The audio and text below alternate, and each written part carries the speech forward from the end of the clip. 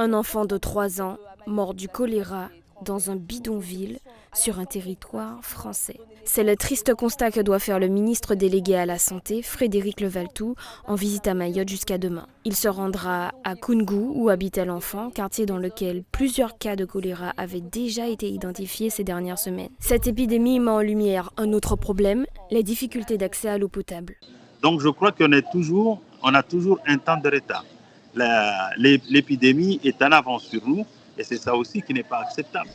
Le premier cas a été identifié le 18 mars. Le malade en provenance des Comores avait été pris en charge au sein de la cellule choléra du centre hospitalier.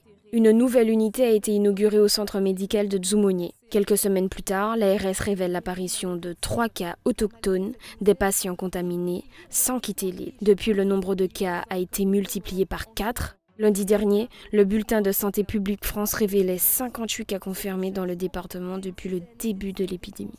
Il va falloir reprendre les distributions d'eau, de gel hydroalcoolique et de pastilles de postabilisation et puis faire la campagne de vaccination de toute urgence. La propagation de l'épidémie est favorisée à cause d'une pénurie de soignants sur le territoire et une arrivée massive de migrants qui campent dans les rues sans accès à l'eau potable ou sanitaire.